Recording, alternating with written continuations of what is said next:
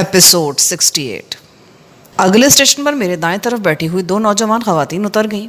سیٹیں خالی ہوئیں تو میں نے علی سے کہا، تم ذرا سیٹ پر چلے جاؤ، میری بیوی بیٹھے بیٹھے تھک گئی ہے، میں چاہتا ہوں کہ وہ کچھ ریلیکس ہو جائے۔ شور، اس نے خوش دلی سے کہا اور اپنا بریف کیس اٹھا کر دوسرے سیٹ پر چلا گیا۔ اس کے جانے کے بعد میں نے کانتا سے سرگوشی کی، میرے ذہن میں ایک تجویز ہے، دہلی پہنچ کر تم مجھ سے الگ ہو جانا۔ کیا؟ پہلے میری پوری بات تو سن لو۔ ان لوگوں کی توجہ مجھ پر ہوگی، تم اسٹیشن کی بھیڑ میں آسانی سے غائب ہو جاؤ گی۔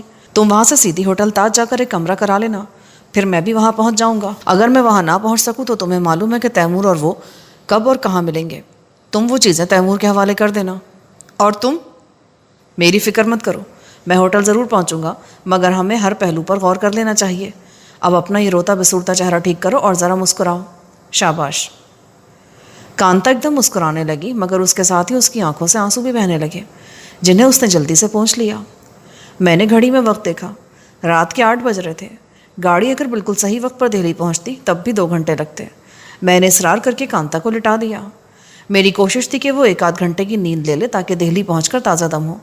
میں جانتا تھا ان حالات میں شاید ہی وہ سو سکے، مگر لیٹ کر کم از کم کچھ آرام تو کر ہی سکتی تھی۔ کانتا 10 منٹ بعد ہی اٹھ کر بیٹھ گئی۔ مجھے وحشت سی ہو رہی کامران، میں اکیلی یہ سب کچھ کیسے کر سکوں گی؟ گھبراؤ مت، میں ہوٹل پہنچنے میں زیادہ دیر نہیں لگاؤں گا، مشکل سے آدھا گھنٹہ لگے گا ان لوگوں سے پیچھا چھڑانے میں۔ پھر میں ادھر ادھر کی باتیں کر کے اس کا دل بہلاتا رہا۔ میں نے اسے بتایا کہ یہاں سے فارغ ہو کر ہم یورپ کی سیر کریں گے، سوئٹزرلینڈ میں گھومیں گے، اٹلی کے تاریخی مقامات اور خاص طور پر وہاں کے بلند و بالا پہاڑ دیکھیں گے۔ پہاڑ دیکھنے تم اٹلی جاؤ گے؟ وہ بچوں کی طرح ہنسی، لوگ تو پہاڑ دیکھنے یہاں آتے ہیں۔ چلو تو پھر نہیں جائیں گے، کہیں اور چلے جائیں گے۔ میری باتوں سے کانتا خاصی حد تک نارمل ہو گئی تھی۔ گاڑی کی رفتار سست ہو رہی تھی، دہلی کا اسٹیشن آنے والا تھا۔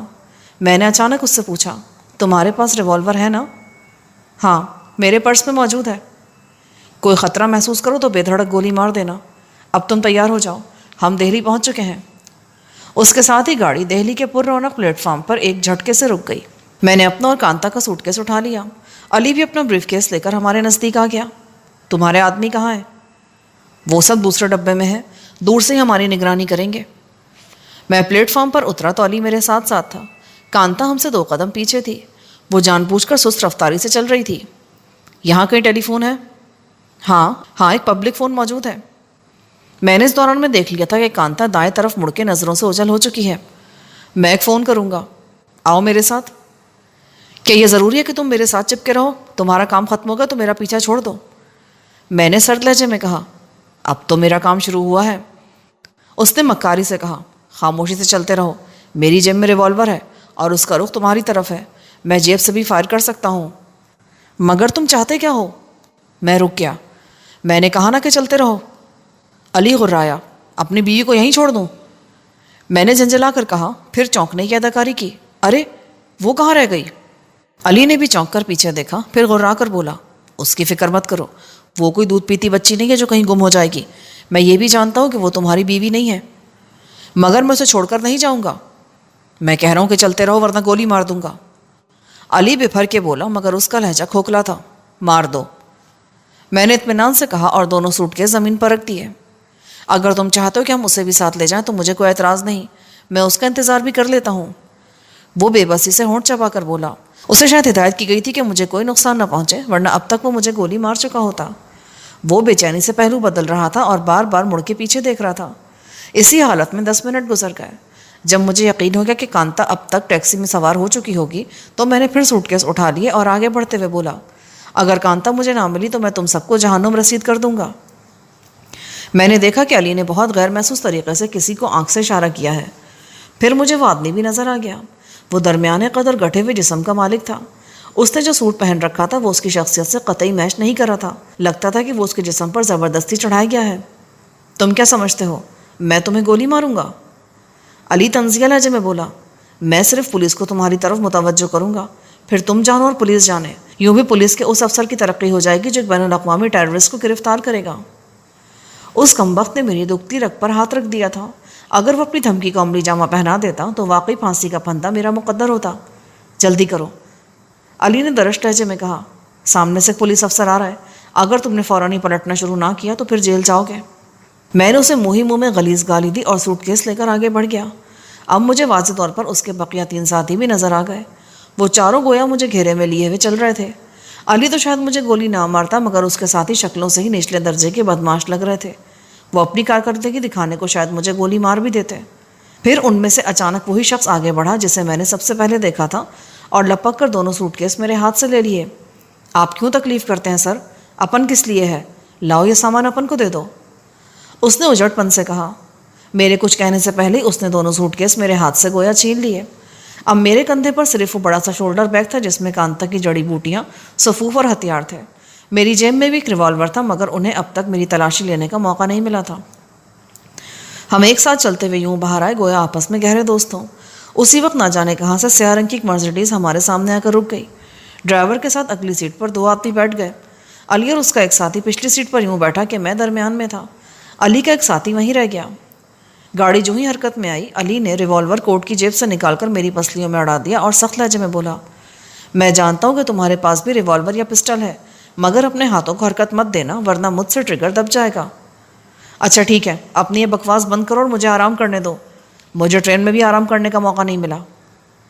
مجھے غصہ اس بات پر تھا کہ ان سڑک چھاپ اور گھٹیا بدماشوں نے کس اطمینان سے مجھ پر قابو پا لیا تھا۔ پلیٹ فارم سے لے کر گاڑی تک پہنچنے میں مجھے ایسا کوئی موقع نہیں ملا تھا کہ میں ان سے چھٹکارا حاصل کر سکتا۔ البتہ مجھے اطمینان تھا کہ کانتا خیریت سے نکل گئی تھی۔ میں نے سوچا کاش اس کی جگہ گلوریا ہوتی تو مجھے ذرا برابر پرواہ نہ ہوتی۔ علی کے ایک ساتھی نے اچانک جیب سے رومال نکالا اور پھرتی سے میری آنکھوں پر باندھ دیا۔ یہ کیا بےہودگی ہے؟ بےہودگی نہیں بلکہ احتیاط ہے۔ ہم نہیں چاہتے کہ تم وہ جگہ دیکھو جہاں تمہیں لے جایا جا رہا ہے۔ جب ہمیں چلتے ہوئے تقریباً آدھا گھنٹہ ہو گیا تو میں نے سوچا کہ وہ لوگ یقینی طور پر مجھے دہلی کے مضافات کی طرف لے جا رہے ہیں، ورنہ شہر تو اسٹیشن سے اتنے فاصلے پر نہیں ہے۔ پھر جلدی میرے اندازے کی تصدیق ہو گئی۔ ایک جگہ گاڑی کی رفتار سست ہوئی، پھر وہ بائیں طرف کچے راستے میں اتاری گئی۔ وہ کچا راستہ کچھ دور تک ہموار رہا، پھر گاڑی کو بری طرح دھچکے لگنے لگے۔ گاڑی اچھلتی کودتی یوں ہی آگے بڑھتی رہی۔ گاڑی کے ڈرائیور کو ذرا برابر پرواہ نہیں تھی کہ اس طرح کی رف ڈرائیونگ سے اس قیمتی گاڑی کو نقصان پہنچے گا۔ ہر دھچکے کے ساتھ علی کے ریوالور کی نال بہت زور سے میرے پہلو میں چپٹی تھی۔ میرا اندازہ ہے کہ اچھل کود تقریباً 20-25 منٹ جاری رہی، پھر زمین کی سطح خاصی ہموار ہو گئی اور کچھ دور چلنے کے بعد گاڑی روک دی گئی۔ رکنے کے بعد ڈرائیور نے ہارن بجایا، پھر فوراً ہی گاڑی روانہ ہو گئی۔ مجھے اپنے پیچھے آہنی گیٹ بند ہونے کی آواز سنائی دی۔ گاڑی ایک مرتبہ پھر رک گئی۔ دروازہ کھلا اور میرے ساتھ بیٹھے ہوئے شخص نے ہاتھ پکڑ کر مجھے باہر کھینچ لیا۔ یہ حرکت میرے لیے غیر متوقع تھی، اس لیے میں گھٹنوں کے بل زمین پر گرا۔ میرا دل چاہا کہ کھینچنے والے کو اتنی زور سے تھپڑ رسید کروں کہ اس کی گردن ٹوٹ جائے، مگر بڑی مشکل سے میں نے اپنی اس خواہش پر قابو پایا۔ پھر کسی نے انتہائی مہارت سے میری جام میں تلاشی لی اور ریوالور کے ساتھ ساتھ وہ خنجر بھی نکال لی جو میں نے اپنی پنڈلیوں پر باندھ رکھے تھے۔ گھسیٹنے والے نے شولڈر بیگ پہلے ہی میرے کندھے سے کھینچ لیا تھا۔ اب میں بالکل غیر مسلح تھا۔ پھر 2 آدمیوں نے دونوں طرف سے میرے ہاتھ پکڑ لیے اور گھسیٹتے ہوئے مجھے ایک طرف لے چلے۔ ایک جگہ مجھے زوردار ٹھوکر لگی تو ایک آدمی ہنس کر بولا، یار یہ تو بالکل ہی اندھا ہو گیا ہے، آگے سیڑھیاں ہیں، ذرا سنبھل کر چلو۔ پٹی کھلی تو میری آنکھیں بری طرح چندھیا گئیں۔ وہاں بہت تیز روشنی تھی، چند لمحے تک تو میں کچھ بھی دیکھنے کے قابل نہ ہو سکا۔ آہستہ آہستہ میری آنکھیں روشنی میں دیکھنے کی عادی ہوئیں تو میں نے گرد و پیش پر نگاہ دوڑائی۔ وہ ایک وسیع اور عریض ہال تھا جسے بہت خوبصورتی سے ڈرائنگ روم کے طور پر آراستہ کیا گیا تھا۔ فرش پر دبیس قالین تھا اور کھڑکیوں پر بیش قیمت پردے لٹکے ہوئے تھے۔ پھر میری نظر بائیں طرف گئی۔ وہاں صوفے پر فروا بدن اور گوری رنگت کا ایک شخص بیٹھا نظر آیا۔ اس کے چہرے پر عجیب سی رونق تھی۔ اس نے مجھ پر حقارت بھری نظر ڈالی اور گونجدار آواز میں بولا، ویلکم مسٹر کامران۔ ویسے ویلکم کہنے کا یہ چنگیز خانی سٹائل مجھے پسند نہیں آیا۔ آپ ذرا یہ بھی فرما دیں کہ مجھے یہاں کس سلسلے میں طلب کیا گیا ہے؟ میں نے تلخ لہجے میں کہا، بتا دیں گے، آپ آرام سے بیٹھیں تو۔ اس نے اپنے سامنے والے صوفے کی طرف اشارہ کیا۔ میں نے خود کو بے فکر ظاہر کرنے کے لیے اطمینان سے صوفے میں دھنسا لیا اور بولا، آپ کے کرائے کے ٹٹو نے میری جیب سے سگار تک نکال لی ہیں، وہ تو واپس کرا دیں۔ اس نے گھور کر اپنے آدمیوں کی طرف دیکھا۔ فوراً ہی مجھے سگار بکس پیش کر دیا گیا۔ پھر وہ خوش اخلاقی سے بولا، کامران صاحب کے لیے اسکاچ لاؤ۔ میں شراب نہیں پیتا، کافی البتہ پی لوں گا، اور اپنا تعارف بھی کرا دیں، میں احمد دارا ہوں۔ اس نے یوں کہا گویا امریکی صدر ہو، داؤد ابراہیم کا رائٹ ہینڈ۔ مجھ سے کیا چاہتے ہیں آپ؟ میرے لہجے میں طنز کی آمیزش تھی۔ میں داؤد ابراہیم کا نام سن کر ذرا بھی معروب نہیں ہوا تھا۔ باس آپ سے دوستی کرنا چاہتا ہے۔ دوستی کا یہ طریقہ تو ہٹلر کے دور میں ہوتا تھا۔ بہرحال مجھ ناچیز میں ایسی کیا بات نظر آ گئی آپ کے باس کو کہ وہ مجھ سے دوستی کرنا چاہتا ہے؟ عزت کرے مسٹر کامران، اگر باس کسی سے دوستی کرنا چاہتا ہے تو اس کا مطلب ہے کہ وہ واقعی دوستی، چلیے ہو گئی دوستی، مگر میں قلمی دوستی کا قائل نہیں ہوں، اس کے لیے باس کو خود سامنے آنا پڑے گا۔ میں نے کہا ہے نا کہ میں باس کا رائٹ ہینڈ ہوں۔ چلیے دوستی تو ہو گئی، مگر آپ کو اس کا ثبوت بھی دینا ہوگا۔ کیا میں اپنا سر کاٹ کے باس کی خدمت میں پیش کر دوں کہ دوستی کا یہ حقیر سا ثبوت قبول فرمائیے؟ میں نے زہریلے انداز میں کہا۔ دارا کے چہرے پر ایک رنگ سا کر گزر گیا۔ وہ بہت دیر سے میری طنزیہ گفتگو برداشت کر رہا تھا اور اب اس کے اعصاب جواب دینے لگے تھے۔ باس کو تمہارے سر کی نہیں بلکہ ان کاغذات اور مائکرو فلمز کی ضرورت ہے جو تم نے ونود پانڈے سے چھینی ہے۔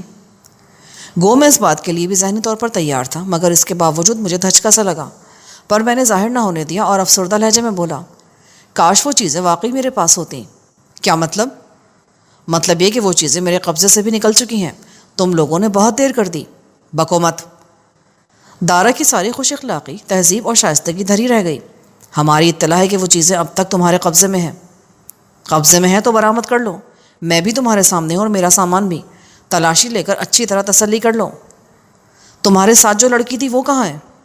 دارا چونک کر بولا، یہ تو اپنے اس ڈفر ساتھی سے پوچھو جسے تم نے میرے پیچھے لگایا تھا، وہ پلیٹ فارم پر مجھ سے کچھ پیچھے رہ گئی تھی، میں نے اس کا انتظار کرنا چاہا مگر تمہارے باولے ساتھی کو بہت جلدی تھی، وہ مجھے گن پوائنٹ پر وہاں سے لے آیا۔ وہ بیچاری نہ جانے کہاں بھٹک رہی ہوگی، اس کے پاس تو پیسے بھی نہیں ہیں، پلیز اسے ڈھونڈو۔ میں نے بھرائی ہوئی آواز میں کہا، علی۔ دارا گونجدار آواز میں دھاڑا۔ 2 منٹ سے بھی کم وقت میں علی وہاں پہنچ گیا۔ یس سر۔ وہ دارا کے تیور دیکھ کر بوکھلا گیا۔ کامران کے ساتھ جو لڑکی تھی وہ کہاں ہے؟ 2 گھنٹے کے اندر اندر وہ لڑکی یہاں پہنچ جائے ورنہ تمہیں اوپر پہنچا دوں گا۔ Now get lost. علی سر جھکا کر وہاں سے چلا گیا۔ میں جانتا تھا کہ کچھ دیر بعد یہ لوگ کانتا کو بھی تلاش کر لیں گے۔ اسے 5 اسٹار ہوٹل میں ٹھہرنے کی ہدایت دے کر میں نے حماقت کی تھی۔ ان لوگوں کا دھیان سب سے پہلے انہی ہوٹلوں کی طرف جاتا اور وہ لوگ کانتا سے وہ تمام اسٹف چھین لیتے۔ ان چیزوں کی خاطر نہ جانے کتنے انسان میرے ہاتھوں مارے گئے، کئی بار میری جان پر بھی بنی۔ میں شدید زخمی بھی ہوا، اور جب میں نے وہ اسٹف حاصل کر لیا تو اس کے کئی دعوے دار پیدا ہو گئے تھے۔ میری مہینوں کی محنت خاک میں ملنے والی تھی۔ دارا بہت غور سے میرے چہرے کا جائزہ لے رہا تھا۔ وہ ہنس کر بولا، گھبراؤ مت، کانتا کہیں نہیں جا سکتی، میرے آدمی اب تک شہر میں پھیل چکے ہوں گے۔ میں نے تو 2 گھنٹے کا ٹائم دیا ہے مگر وہ 1 گھنٹے کے اندر اندر اسے یہاں لے کر پہنچ جائیں گے۔ میں تمہارے ساتھ کوآپریٹ کر رہا ہوں، تم بھی دوستی کا ثبوت دو، وہ کاغذات ہمارے حوالے کر دو۔ میں تمہیں کیسے یقین دلاؤں کہ وہ چیزیں مجھ سے چھن چکی ہیں؟ مرزا نے بھی انہی چیزوں کی وجہ سے دوستی کا ڈھونگ رچایا تھا۔ پھر جانتے ہو اس نے کیا کیا؟ یہ کہہ کر میں نے تیزی سے جیکٹ اور شرٹ اتار دی۔ میرے جسم کو غور سے دیکھو، یہ اس ٹارچر کے نشانات ہیں جو مرزا نے مجھ پر کیا ہے۔ یہ اصل میں ہیکل اور جیکل سے مارکے کے دوران میں لگنے والی چوٹوں کے نشان تھے۔ ہمایوں مرزا نے تم پر ٹارچر کیا اور تم نے وہ کاغذات اس کے حوالے کر دیے۔ ایسے تم لگتے تو نہیں ہو۔ میں ایسا ہو بھی نہیں، مگر ایک بے ہوش آدمی اپنی کسی چیز کا بچاؤ کیسے کر سکتا ہے؟ تم چاہو تو تم بھی مجھے بے ہوش کر کے میری چیزوں پر قبضہ کر سکتے ہو۔ زیادہ معصوم بننے کی کوشش مت کرو، ہم جانتے ہیں کہ تم کتنے سیدھے ہو۔ ابھی تم نے صرف ٹارچر اور 3rd ڈگری کا نام ہی سنا ہوگا۔ کاغذات مجھے نہ دیے تو میں تمہیں بتاؤں گا کہ ٹارچر کس چڑیا کا نام ہے۔ اسی وقت ایک آدمی کافی لے کر آ گیا۔ میں نے یکے بعد دیگرے 2 کپ کافی کے پیے، پھر سگار سلگایا اور صوفے پر نیم دراز ہو کر گہرے گہرے گشت لینے لگا۔ اس دوران دارا خاموشی سے بیٹھا میرا جائزہ لیتا رہا۔ ہاں تو کیا فیصلہ کیا تم نے؟ فیصلہ تو تم لوگ کرو گے، میں تو اصل بات تمہیں بتا چکا ہوں۔ میں نے دوبارہ سے جیکٹ اور شرٹ پہنتے ہوئے کہا، دیکھو ضد اور ہٹ دھرمی سے کام مت لو۔ میں نہیں چاہتا کہ تمہارا یہ خوبصورت اور فولادی بدن ہڈیوں اور گوشت کے ملغوبے میں تبدیل ہو یا تم اپنی باقی زندگی بیڈ پر گزارو۔ میں بھی جانتا ہوں کہ آخر میرا انجام یہی ہونا ہے۔ اتنے طاقتور لوگوں کو دشمن بنا کر آدمی زیادہ عرصے تک زندہ سلامت نہیں رہ سکتا۔ اوکے، اگر تم یہی چاہتے ہو تو پھر یوں ہی صحیح۔ پھر اس نے اپنے گن مین کو مخاطب کیا، شیرباز خان کو بھیجو۔ تھوڑی دیر بعد کمرے میں ایک ایسا شخص داخل ہوا جو کوئی فلمی قسم کا جن لگ رہا تھا۔ اس کا قد مجھ سے کچھ ہی کم ہوگا مگر وزن میرے مقابلے میں شاید 3 گنا ہوگا۔ وہ جتنا لمبا تھا اتنا ہی چوڑا بھی تھا۔ اس نے سینڈو کٹ بنیان اور جینس پہن رکھی تھی۔ اس کے بازو عام آدمی کی رانوں کے برابر تھے۔ چہرے پر عجیب سی وحشت تھی۔ شیر خان، اس چوہے کی زبان کتنی دیر میں کھلوا سکتے ہو؟ ٹائم آپ دیں گے، زبان کھلوانا میرا کام ہے۔ شیر خان پھٹی ہوئی آواز میں بولا، 1 گھنٹہ، مگر خیال رکھنا یہ مرنے نہ پائے۔ شیر خان نے خوش آمدی مصاحب کی طرح دارا کو تعظیم دی، پھر آہستہ آہستہ میری طرف بڑھنے لگا۔ اس نے جھپٹ کر میرا گریبان پکڑا اور کسی بے جان چیز کی طرح مجھے گھسیٹ لیا۔ وہ مجھے گھسیٹتا ہوا کیسے کمرے میں لے گئے جس میں اظہار ثانی کی مختلف چیزیں تھیں۔ اس نے میرا گریبان پکڑے پکڑے کلائی پر بندھی ہوئی گھڑی دیکھی اور پھٹی ہوئی آواز میں بولا، 1 گھنٹے سے 3 منٹ گزر چکے ہیں، اگر تو نے زبان نہ کھولی تو 57 منٹ بعد تیری بیوی بھی تجھے پہچان نہیں سکے گی۔ اگر واقعی ایسا ہو جائے نا تو میں تمہارا احسان کبھی نہیں بھولوں گا، میری بیوی نے میری زندگی اجیرن کر رکھی ہے۔ میں نے ہنس کر کہا۔ اس نے ایک دم مجھے دیوار کی طرف اچھال دیا۔ اگر میں غیر شعوری طور پر اپنا سر دونوں ہاتھوں سے نہ تھام لیتا تو میری کھوپڑی چٹک جاتی۔ میں زوردار آواز کے ساتھ دیوار سے ٹکرایا اور فرش پر ڈھیر ہو گیا۔ مجھے اچھی خاصی چوٹ آئی تھی مگر اتنی شدید بھی نہیں تھی کہ میں اٹھ نہ سکتا، مگر میں فرش پر پڑا رہا۔ میں نے دیکھا وہ بلڈوزر میری طرف آنے کے بجائے گھوم کر دروازہ لاک کر رہا ہے۔ یہ دیکھ کر مجھے اطمینان ہوا کہ وہ کمرے میں اکیلا ہی تھا۔ اس سے پوچھو شیر خان کہ وہ کاغذات کہاں ہیں؟ اوپر سے دارا کی آواز آئی۔ میں نے چونک کر دیکھا۔ چھت کے قریب ایک روشن دان سے مجھے اس کا چہرہ نظر آیا۔ شیر خان ایک مرتبہ پھر میری طرف بڑھنے لگا۔ میں یوں ہی فرش پر پڑا رہا مگر اب میں مار کھانے کے موڈ میں نہیں تھا۔ اس نے جو ہی جھک کے میرا گریبان پکڑنے کی کوشش کی، میں نے اس کے پھیلے ہوئے پیٹ میں زوردار گھونسا جڑ دیا۔ لمحے بھر کو اس کے چہرے پر کرب کے آثار ظاہر ہوئے۔ میں رینگتا ہوا اس کی ٹانگوں کے بیچ میں سے دوسری طرف نکل گیا۔ وہ بھی اتنی پھرتی سے گھوما گویا اس کے پیروں پر بیرنگ فٹ ہو۔ میں قلع بازی کھا کے کھڑا ہو گیا۔ پھر اچانک اس نے اپنے منو وزنی جسم کے ساتھ حیرت انگیز پھرتی سے مجھ پر چھلانگ لگائی، مگر اپنے ہی زور میں سامنے والی دیوار سے جا ٹکرایا کیونکہ میں نے بھی برق رفتاری سے اپنی جگہ چھوڑ دی تھی۔ پھر اس سے پہلے کہ وہ میری طرف گھومتا میں نے اس کی کمر پر پوری قوت سے کک ماری، پھر گھوم کے پے در پہ 3 راؤنڈ ککس جڑ دی۔ میری ان ضربوں سے صرف اتنا فرق پڑا کہ وہ کچھ سست پڑ گیا۔ پھر جو ہی وہ میری طرف گھوما میں نے اچھل کر اس کے چہرے پر فلائنگ کک رسید کر دی۔ اس کک کا خاطر خواہ اثر ہوا اور وہ گھٹنوں کے بل گر پڑا۔ میں فرش پر گرتے قلع بازی کھا کے کھڑا ہو گیا۔ عرصہ دراز کے بعد اتنے زبردست حریف سے میرا واسطہ پڑا تھا۔ اس سے پہلے کہ وہ کھڑا ہوتا میں نے پوری قوت سے اس کی پیشانی پر لیفٹ ہک رسید کر دیا۔ وہ الٹ کر پیچھے گرا تو میں نے جست لگائی اور اس کی موٹی گردن کو کھڑے کھڑے اپنی پنڈلیوں میں دبا لیا۔ اس کے مقدردما ہاتھ میرے ہاتھوں میں تھے اور وہ بری طرح بل کھا رہا تھا۔ کیا کر رہے ہو شیر خان؟ اب اس قسم کے چوہے بھی تمہیں ماریں گے؟ اوپر سے دارا کی دھاڑتی ہوئی آواز سنائی دی۔ یہ تو اب خیر مری گیا ہے، تم اپنی خیر مناؤ۔ میں نے ہنس کر کہا، تجھے کیا ہو گیا شیر خان؟ اس کی ہڈی پسلی توڑ دے۔ شیر خان نے زور لگا کر اٹھنے کی کوشش کی مگر میں نے اس کی دونوں کلائیاں مضبوطی سے جکڑ دی اور اس کی گردن اتنی زور سے پنڈلیوں میں دبائی کہ تکلیف کی شدت سے اس کا چہرہ مسخ ہو گیا۔ اگر زور لگاؤ گے تو شیر خان تمہاری گردن ٹوٹ جائے گی اور دارا یہی چاہتا ہے۔ یہ کہہ کر میں نے اس کی گردن پر گرفت کچھ ڈھیلی کر دی۔ وہ گہرے گہرے سانس لینے لگا۔ مجھے اندازہ ہو چکا تھا کہ شیر خان میں عقل نامی کوئی چیز نہیں ہے۔ دارا نے مجھے خاص طور پر اس لیے بلایا ہے، وہ چاہتا ہے کہ تمہاری موت کا الزام اس کے سر نہ آئے ورنہ داؤد ابراہیم اس سے جواب طلب کرے گا۔ میں نے سرگوشی کی۔ تم سچ کہہ رہے ہو؟ اس نے اپنی دانش میں سرگوشی کی تھی مگر وہ آواز بھی اتنی بلند تھی کہ مجھے خدشہ ہوا کہ کہیں دارا نے سن نہ لی ہو۔ تو کیا مر گیا ہے شیر خان؟ دارا پھر دھاڑا۔ اگر تو ناکام رہا تو میں خود اپنے ہاتھوں سے تجھے گولی مار دوں گا۔ تجھے اس لیے نہیں پالا جا رہا کہ تو ایسے مرگل چوہوں کے آگے ہاتھ پیر ڈال دے، بے غیرت کہیں کا۔ دیکھا تم نے؟ میں نے پھر سرگوشی کی۔ وہ دیکھ رہا ہے کہ تم بے بس ہو مگر وہ تمہیں غصہ دلا رہا ہے کہ تم اٹھنے کی کوشش کرو اور تمہاری گردن ٹوٹ جائے۔ میں اس حرام زادے کو کتے کی موت ماروں گا۔ دارا دانت پیس کر بولا، یہ مجھے شیر خان کو بے غیرت کہہ رہا ہے؟ خود غرض کمینہ، میں نے نہ جانے کتنی دفعہ اس کی جان بچائی ہے۔ شیر خان کا چہرہ نفرت سے مسخ ہو رہا تھا۔ میرا وار کامیاب رہا تھا۔ عقل سے پیدل وہ گوشت کا پہاڑ ایک دم دارا سے بدزن ہو گیا تھا۔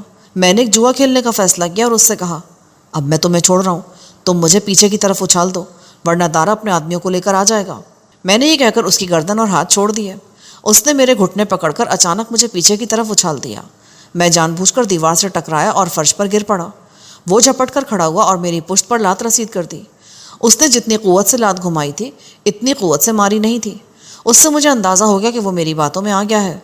پھر اس نے مجھے گریبان سے پکڑ کر اٹھایا اور میرے منہ پر تھپڑ مارتے ہوئے چیخا، تو کیا سمجھتا تھا شیر خان کو مار لے گا؟ میں تو تیرے جسم کا ایک ایک جوڑ الگ کر دوں گا۔ شاباش شیر خان، اب تمہارے پاس صرف 40 منٹ ہے۔ دارا کی آواز آئی۔ تھوڑی دیر کی مار پیٹ کے بعد تم کوئی جھوٹ بول دینا۔ شیر خان نے مجھے جھنجھوڑتے ہوئے کہا۔ وہ عقل سے اتنا پیدل بھی نہیں تھا جتنا میں سمجھ رہا تھا۔ اس طرح ہمیں کچھ مہلت مل جائے گی۔ تم کہہ دینا کہ وہ کاغذات کسی دوسرے شہر میں ہیں۔ دارا کو معلوم کرنے میں کچھ وقت تو لگے گا۔ اس نے کمر سے پکڑ کر مجھے بچے کی طرح اٹھایا اور ایک مرتبہ پھر دیوار کی طرف اچھال دیا۔ اس میں کوئی شبہ نہیں کہ اس کمبخت میں بلا کی طاقت تھی۔ اس مرتبہ مجھے اچھی خاصی چوٹ آئی۔ میں نے گھوم کر دیکھا تو وہ جھک کے ایک ڈنڈا اٹھا رہا تھا۔ میں نے لیٹے لیٹے اس کی پشت پر ایک لات جما دی تاکہ دارا کو اس نورا کشتی کا علم نہ ہو جائے۔ اس وقت شیر خان ڈنڈا گھما چکا تھا جو غیر متوقع طور پر میرے سر پر پڑا۔ چند لمحے کو میری آنکھوں میں ستارے سے ناچ گئے۔ میں نے سر جھٹک کر اٹھنے کی کوشش کی تو شیر خان کا ڈنڈا خاصی قوت سے میری کلائی پر پڑا۔ ضرب اتنی شدید تھی کہ ڈنڈا 2 ٹکڑے ہو گیا، مگر مجھے حیرت اس بات پر تھی کہ میری کلائی پر معمولی سی چوٹ آئی۔ پھر مجھے احساس ہوا کہ میرے سر سے خون بہہ رہا ہے۔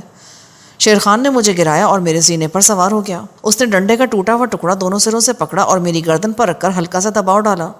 وہ کمبخت اتنا بھاری تھا کہ میرا دم گھٹتا جا رہا تھا۔ بتا وہ کاغذات کہاں پر ہیں؟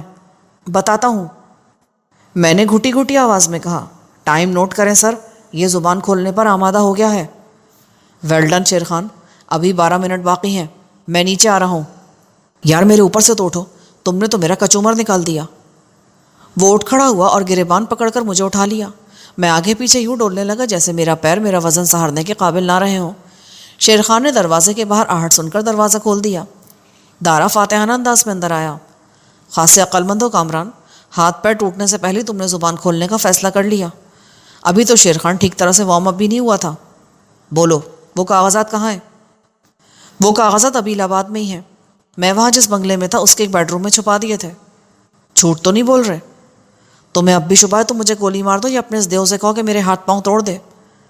تمہارے بیان کی تصدیق 2 گھنٹے کے اندر اندر ہو جائے گی۔ اگر یہ جھوٹ نکلا تو پھر میں واقعی تمہیں اپنے ہاتھ سے گولی ماروں گا۔ تفصیل سے بتاؤ کاغذات کہاں ہیں؟ میں بنگلے کے جس بیڈ روم میں تھا اس میں ایک الماری ہے، وہ خاصی وزنی الماری ہے۔ اس کا نچلا فریم کچھ اس قسم کا ہے کہ فرش سے تقریباً 6 انچ کا گیپ ہے۔ میں نے ایک رات اس الماری کو فرش پر لٹا کر اس کے نچلے حصے میں کاغذات کا لفافہ اسٹیچنگ ٹیپ سے چپکا کے الماری کو دوبارہ کھڑا کر دیا تھا۔ میں تمہاری بات پر فوری طور پہ یقین کیے لیتا ہوں، لیکن یہ اطلاع غلط نکلی تو تمہارا وہ حشر کروں گا کہ دوسروں کے لیے عبرت بن کر رہ جاؤ گے۔ اس کی مرہم پٹی کر دو شیر خان، جب تک اس کے بیان کی تصدیق نہیں ہو جاتی اس وقت تک یہ تمہاری نگرانی میں رہے گا۔ چاہو تو اسے باندھ دو۔